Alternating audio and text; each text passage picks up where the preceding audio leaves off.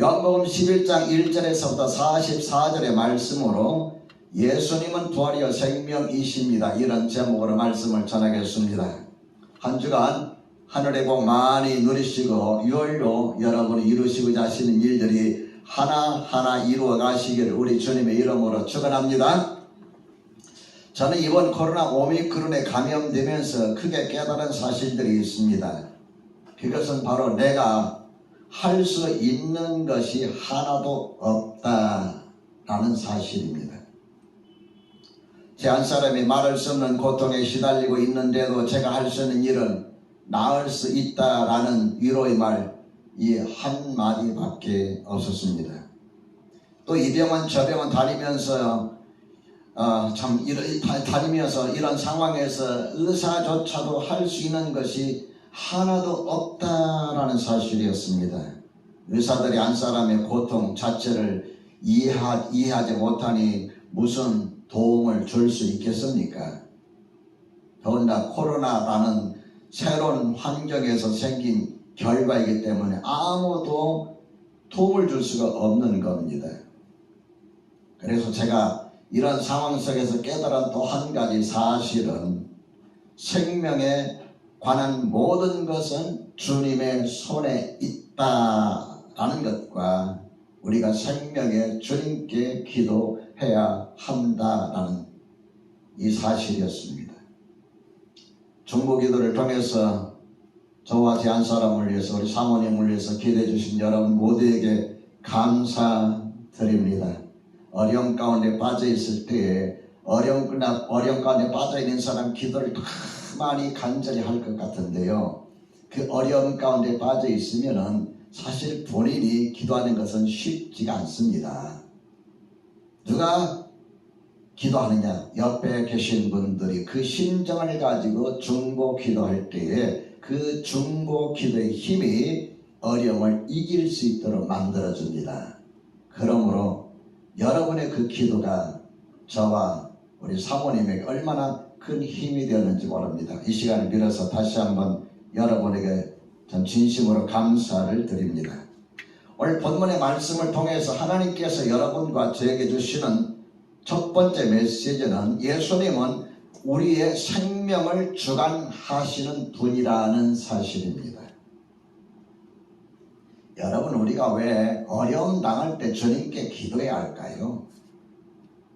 질병 가운데 빠져 있을 때, 위기 상황일 때 우리가 왜 기도해야 할까요? 예수님은 부활이요 생명이시기 때문입니다. 다시 말씀드려서 예수님은 생명의 주관자이시기 때문입니다. 믿으시면 아멘 합시다. 예수님께서 사랑하시는 자들이 참 많이 있었는데 그 중에 한 사람이 바로 이 마르다와 마리아였습니다. 이 마르다와 마리아가 살고 있는 동네는 베단이었습니다. 예루살렘에서 가까워서 예수님께서 예루살렘 오갈 때 가끔 들리셨던 것 같습니다. 그 마르다와 마리아의 오라버니가 있었는데 이 오라버니도 예수님의 사랑을 참 많이 받았습니다. 그런데 어느 날 이 오라버니 나사로가 그만 병에 걸렸는데 제가 볼 때는 심한 병에 걸려서 죽음 위기에 놓여 있었던 것 같습니다. 그래서 이 마르다와 마리아가 사람을 보내서 예수님께서 전가를 보냈습니다. 당신의 사랑하시는 친구 나사로가 병들었습니다. 그 말을 들었을 때 주님께서 하신 말씀이 이 병은 죽을 병이 아니라 하나님의 영광을 위함이요 하나님의 아들이 이로 말미암아 영광을 받게 하려 함이라 그렇게 말씀하시는 거예요. 그리고는 나사로를 치료하려고 갈 생각을 안 하시는 거예요. 그리고는 산천 지난 다음에 예수님께서 유대로 가자. 아니 제자들이 아니 선생님 지난번에도 며칠 전에도 유대 사람들을 돌려 쳐 죽이려고 했는데 그걸 가시려 하십니까? 야 낮이 12시가 아니냐. 사람이 낮에 다니면 이 세상의 빛을 보고는 실족하지 않냐고 밤에 다니면 그 빛이 그 사람 안에 없는 까닭에 실족한다. 나사로가 잠들었다. 그러나 내가 깨우러 간다. 제자들이 이 말을 듣고 하는 말이 주여 잠들었으면 낫겠나이다. 그런데 본문에 보니까 잠들었다는 말은 진짜 잠드는 것이 아니라 죽음을 가리키셨다라고 말씀하고 있습니다. 14절에 나사로가 죽었다. 내가 거기 있지 않는 것을 너희를 기뻐하노니 이는 너희로 믿게 하려 함이라. 그러나 그에게로 가자. 그래서 예수님께서 마르다와 마리아 살고 있는 동네 가까이 가니 그때는 이미 나사로가 죽은 지가 나흘이나 되었습니다. 하루 이틀 사흘 나흘. 예수님께서 오신다 하는 소문을 듣고 마르다가 급히 예수님께 달려나옵니다. 예수님 앞에 꿇어 엎드리면서 하는 말이 주께서 여기 계셨더라면 내 오라비가 죽지 아니하였겠나이다. 그러나 이제라도 주께서 무엇이든지 하나님께 구하는 것을 하나님이 주실 줄 압니다. 내 오라비가 다시 살아나리라. 마지막 날 부활 때에 다시 살아날 줄 내가 믿나이다. 예수님께서 뭐라고 하십니까? 나는 부활이요 생명이니 나를 믿는 자는 죽어도 살겠고 무릇 살아서 나를 믿는 자는 영원히 죽지 아니하리니. 이것을 내가 믿느냐? 그렇습니다 주님. 주님은 그리스도시요 세상에 오시는 하나님의 아들이신 줄 내가 믿습니다. 그리고 나서는 사람을 보내서 마르다에게 예수님 오셨다 전가를 넣으니 집에서 울고 있던 마리아가 갑자기 일어나서 막 달려나가는데 유문회로 왔던 사람들이 마리아가 울다가 말고 달려나가니까 야, 또 무덤에 가서 오라버니를 위해서 울려나 보다 아주 우르르 달려나가는데 마리아가 가는 곳이 어디였냐면 예수님 계셨던 그 자리, 마르다와 함께 이야기했던 그 자리였습니다. 마리아가 예수님 부활했고 그 발에 엎드려서 말하기를 주께서 여기 계셨더라면 내 오라비가 죽지 아니하였을 것입니다. 예수님께서 보니까 마리아가 얼마나 슬피 우는지, 마리아 보니까 또 문상 온 사람들 얼마나 슬피 우는지 심령의 비통이 여기시고 불쌍히 여기셨다. 그래서 예수님께서 그를 어디다 두었느냐? 와서 보시옵소서. 35절에 보면 예수께서 눈물을 흘리시더라. 예수님께서 우시는 것을 보시면서 사람들이 또 비난합니다. 보라, 그를 얼마나 사랑하셨으면 맹인의 눈을 뜨게 하면서 여기는 죽지 않을 수 없게 하나 못했느냐. 그 말을 들으신 예수님께서 다시 비통히 여기시면서 무덤에 가시니 그 무덤은 굴이라고 그랬어요. 예수님께서 사람들에게 돌을 옮겨 놓으라. 그러니까 마르다가 뭐라고 합니까? 주여 죽은 지가 나흘이나 되었으니 벌써 썩어서 냄새가 납니다. 예수님께서 말씀하시기를 내 말이 네가 나를 믿으면 하나님의 영광을 보리라 하지 아니하였느냐. 돌을 옮겨 놓으라. 사람들이 옮겨 놓습니다. 예수님께서 기도합니다. 아버지여, 내 말을 들으시는 것을 감사하나이다. 항상 내 말을 들으시는 줄을 내가 알았나이다. 그러나 이 말씀하옵는 것은 둘러선 무리를 위함이니 곧 아버지께서 나를 보내신 것을 그들로 믿게 하려 함이니이다. 이렇게 기도를 마치시고 나서 말씀하시기를 큰 소리로 나사로야 나오라. 죽은 지 나흘이나 됐는데 여러분 나사로가 소리나 들을 수 있을까요? 나흘이나 됐는데. 그런데 나사로가 수족을 봉인채로 뚜벅뚜벅 걸어 나오는 거예요. 풀어 놓아 다니게. 저는 이 사건을 읽으면서 두 가지 사실을 주목을 했습니다. 한 가지는 뭐냐? 우리의 죽음을 보는 주님의 관점입니다. 11절에 우리 친구 나사로가 잠들었도다. 그러나 내가 깨우러 간다 하셨는데 13절에 보면은 잠들어서 쉬고 있는 것이 아니라 죽음을 가르쳐 말씀하고 계시는 것을 볼 수가 있습니다. 그래서 14절에 나사로가 죽었느니라 라고 확실하게 밝히고 있습니다. 또 한 가지는 예수님은 생명의 주관자라는 사실입니다. 25절과 26절 같이 한번 읽어볼까요? 시작. 예수께서 이르시되 나는 부활이요 생명이니 나를 믿는 자는 죽어도 살겠고 무릇 살아서 믿는 자는 영원히 죽지 아니하느니 이것을 내가 믿느냐 말씀하셨습니다. 여러분, 우리에게 죽음이라는 것은 모든 것이 끝나는, 생명이 끝나는 것이라고 생각하지만 예수님에게 죽음은 생명이 끝나는 것이 아니고 모든 것이 끝나는 것이 아니라 단지 잠자는 것에 불과하다 하는 사실입니다. 믿으시면 아멘. 자, 여러분이 직장생활하고 여러분의 가족이 있다고 생각해 봅시다. 여러분의 자녀가 아빠 엄마를 기다리다가 잠들었어요. 출근이 늦었습니다. 와서 보니까 아이가 뭐 침대나 뭐 안방에서 아니면 자기 방에서 자고 있어요. 그럼 아이한테 가가지고 뭐라 합니까? 아유, 자고 있는 녀석 기다려 피곤했나 보다 하고 쓰다듬어 주든지 기도만 해주든지 하고 나오잖아요. 볼에다 뽀뽀라든지. 그런데 만일 여러분이 퇴근해가지고 와서 보니까 애가 자고 있어요. 아이고야 이놈아 네가 왜 잠자면 어떻게 하느냐 우나요? 잠잔 아이를 다 붙잡고 울지는 않아요. 왜? 아침이 되면 어떻게 됩니까? 깨어나기 때문에.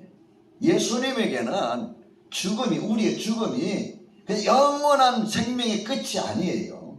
믿으시면 아멘.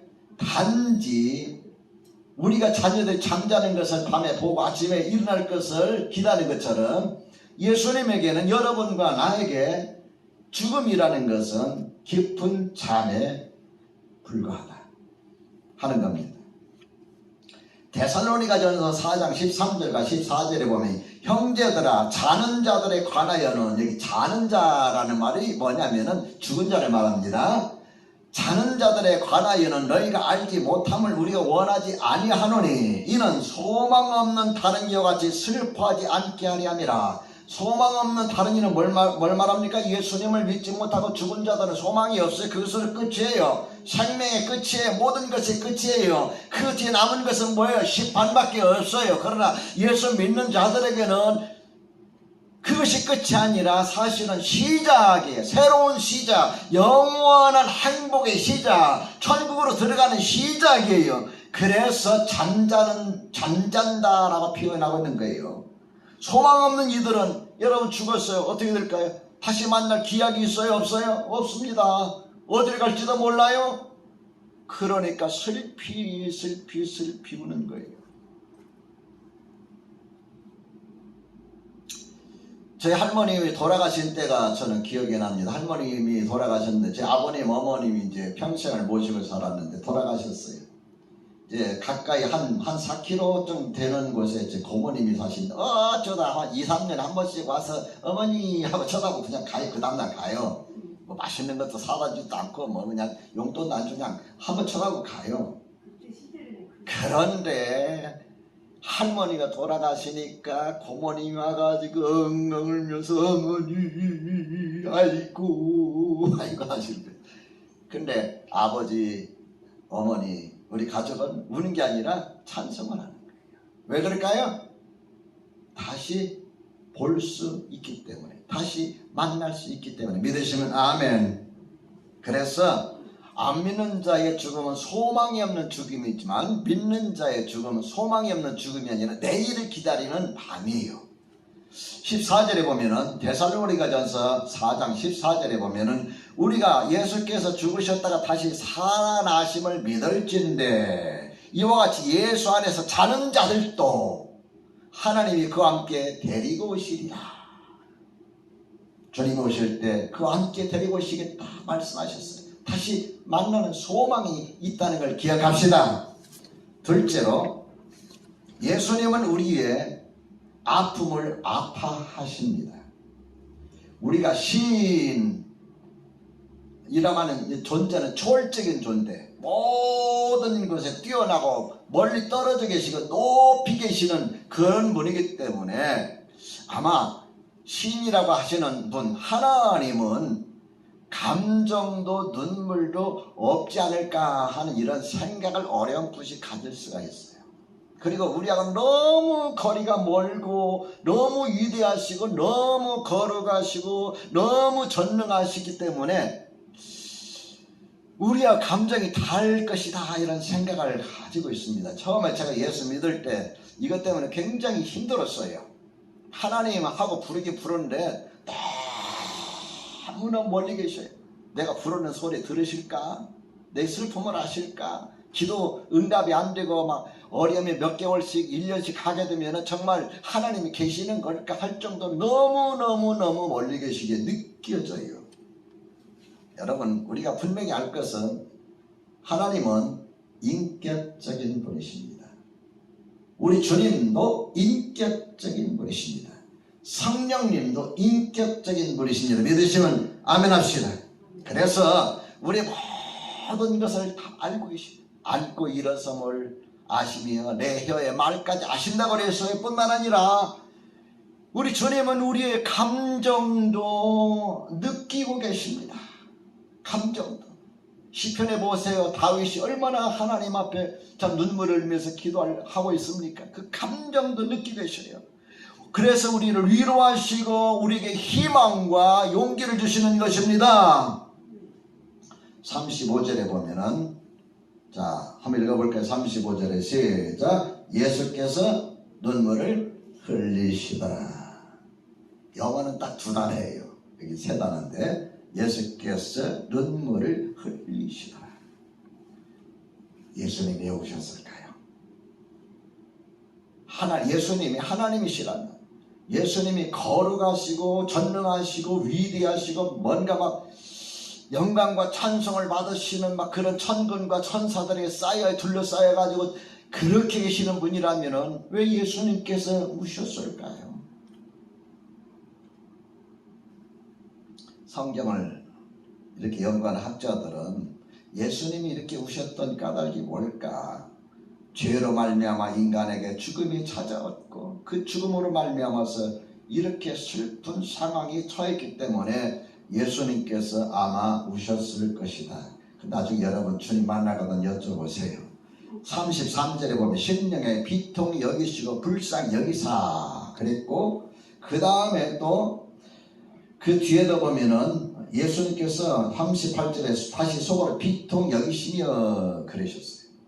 저는 이 말씀을 읽고 묵상하면서 개인적으로 느끼고 깨달은 것은 사랑하는 오라버니를 잃어버린 두 자매의 슬픔을 예수님께서도 같이 아파하고 계신다. 같이 같은 마음 감정을 가지고 같이 아파하고 계신다. 인간으로서. 여러분, 예수님은 우리가 아파할 때 아파하십니다. 예수님은 우리가 슬퍼할 때 우리를 뜻알아치가 아니라 같이 눈물을 흘리십니다. 그리고 우리의 눈물을 보십니다. 구약성경에 한 왕이 있었습니다. 그 왕은 아버지는 못된 짓을 많이 했지만은 자기는 하나님 앞에 바르게 살아보려고 정말 왕이 되는 순간부터 최선을 다했어요. 최선을 다했어요. 그렇게 열심히 사는 왕도 없어요. 그래서 하나님께서 그를 많이 사랑하셨어요. 그런데 이 왕이 그만 병이 들었어요. 병도 아마 병이 깊었던 것 같습니다. 주의 종이 와가지고 하는 말이, 하나님께서 내게 말씀하셨는데 당신 3일 안에 3일밖에 못 산다고 하셨습니다. 그러니 이제 유언 남기시고 죽을 준비하십시오. 얼마나 낙심이 되겠어요. 자, 여러분이 찾아가는 여러분이 몸이 아팠다고 생각해 보세요. 생사의 기로에 놓였다고 생각해 보세요. 내가 어젯밤에 기도한 하나님께서 내게 환상 주시기를 돌아가신다고 말씀하셨습니다. 그 말들 여러분 어떻게 될까요? 목사님이 오시면 뭔 그 희망을 가지고 여러분 기다릴 텐데, 바라고 있을 텐데, 그 말하면 청천벽력이죠. 말은 하늘의 날벼락이죠. 또 그런 말을 전하는 목회자의 마음은 어떨까요? 찢어지지요. 소망을 주고 위로를 줘야 되는데 사형 선고를 하러 갔으나 한번 생각해 보세요. 그리고 이 주의 종이 그 말을 하고 집으로 돌아가는데 발걸음이 제대로 떨어지겠습니까? 여러분이 아프다는 이야기를 들으면 저도 같이 마음이 너무 아파요. 누가 어디가 아프다 하면 아프고, 여러분 힘들다면 힘들고, 다쳤다고 하면 또 다쳤구나, 어쩌면 좋을까, 사는 것은 어려움은 없을까, 힘들지 않을까, 마음의 시험은 안 들까, 별의별 생각들이 마음에 많습니다. 이 목회자의 마음이에요. 그 사형 선고를 받은 3일 안에 죽는다는 그 사형 선고를 받은 그 왕이 하나님 앞에 엉엉 웁니다. 왕이 자리에서 내려와서 벽을 향하여 무릎 꿇고 하나님 앞에 얼마나 울었는지 모릅니다. 여호와여, 구하오니 내가 주님 앞에서 진실과 전심으로 행하며 주의 목전에서 선하게 행한 것을 기억하옵소서 하면서 엉엉웁니다. 심하게 통곡을 합니다. 왕이 그렇게 우는 것을 본 적이 없었습니다.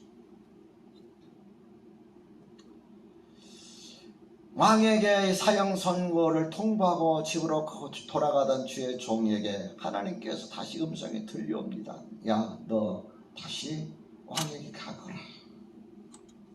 하면서 하시는 말씀이,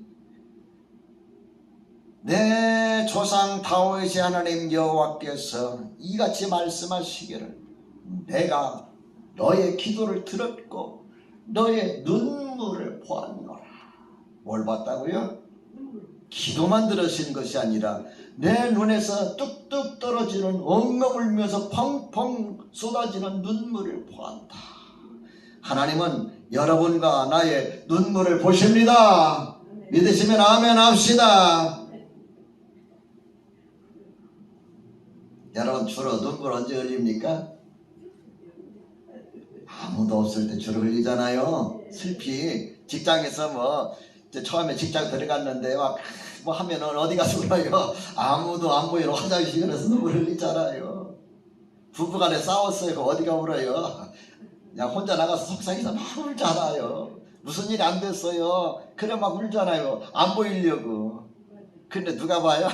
우리 하나님은 여러분이 흘리는 눈물을 보십니다. 히브리서 4장 15절과 16절에 말씀하시기를, 우리에게 있는 대제사장은, 예수님을 말합니다. 우리에게 있는 대제사장 예수님은 우리의 연약함을 동정하지 못하실 리가 아니다. 우리 연약함을 동정하지 못하는, 느끼지 못하는, 감정적으로 느끼지 못하는 분이 아니다. 모든 우리와 똑같이 시험을 받으신 이로되 죄는 없으시다. 그러면서 그러므로 우리가 긍휼하심을 받고 때를 따라 돕는 은혜를 얻기 위하여 은혜의 보좌 앞에 담대히 나아갈 것이라고 여러분 권면하고 있는 말씀을 기억합시다. 셋째로, 예수님은 우리를 둘러싸고 있는 문제에서 풀어놓아 주십니다. 나사로의 무덤 앞에서 죽은 지 나흘이나 되어서 그 시체가 썩어서 막 냄새가 나는 그 무덤 앞에서, 시체 앞에서 예수님 단지 울고만 계셨을까요? 저는 우리 안사람이 말할 수 없는 고통에 시달리다가 못해서 119에 실려갈 때 내가 할 수 있는 것이, 남편으로 살 수 있는 것이, 주의 종으로 살 수 있는 것이 하나도 없다는 사실에 그저 눈물만 흘렸습니다만, 예수님은 울고만 계셨을까요? 예수님 울고만 계셨을까요? 아닙니다. 39절에 보면은 돌을 옮겨 놓으라. 아니 주님, 죽은 지가 나흘이나 되었음에 벌써 냄새가 납니다. 이 마리의 반응입니다. 27절에서는 마르다가 뭐라고 그랬어요? 주여, 그러합니다. 저는 그리스도시요 세상에 오신 하나님의 아들이신 줄 내가 믿습니다. 그랬어요. 예수님께서 나는 부활이요 생명이니 나를 믿는 자는 죽어도 살겠고 무릇 살아서 나를 믿는 자는 영원히 죽지 아니하리니 내가 이것을 믿느냐? 라고 했을 때 주님, 그렇습니다. 아멘입니다. 저는 그리스도시요 살아계신 세상에 오신 하나님의 아들이신 줄 내가 믿습니다. 그런데 굴에 돌문을 옮겨 놓으라 하니까 뭐라 그랬어요? 죽은 지가 나흘이나 되었습니다. 아멘 해놓고 죽은 지 나흘 됐다고 이야기하고 있어요. 알려주는 게 아니라 뭐 나흘 됐는데 어떻게 하시겠다 말인가 그 뜻이에요. 여러분, 예수님은 장차 우리 미래 어떤 문제만 해결해 줄 수 있는 그런 분이 아니다는 거예요. 내일이니까 모레도 있으니까 차차 해결해 줄 수 있는 방법을 찾아보시는 그런 분이 아니라 지금 이곳에서 해결하시는 전능하신 분이신 걸 믿으시기 바랍니다. 41절과 42절에 보면 예수님께서 기도합니다. 아버지여, 내 말을 들으시는 것을 감사나이다. 항상 내 말을 들으시는 줄을 내가 알았나이다. 그러나 이 말씀하옵는 것은 둘러선 무리를 위함이니 곧 아버지께서 나를 보내신 것을 그들로 믿게 하려 함이로다 함입니다. 라고 기도한 다음에 큰 소리로 나사로야 나오라. 나사로가 죽은 지 며칠 됐어요? 근데 어떻게 됐습니까? 44절에 그 얼굴 동인채 수족 배로 동인채로, 그 다시 말하면 상복을 입은 채, 우리는 상복을 여러분 영화는 거 봤죠? 꽁꽁 묶잖아요. 그 상복 그대로 동인채로 뚜벅뚜벅 걸어 나오는 거예요. 그래서 예수님께서 풀어 놓아 다니게 하라고 말씀하신 겁니다.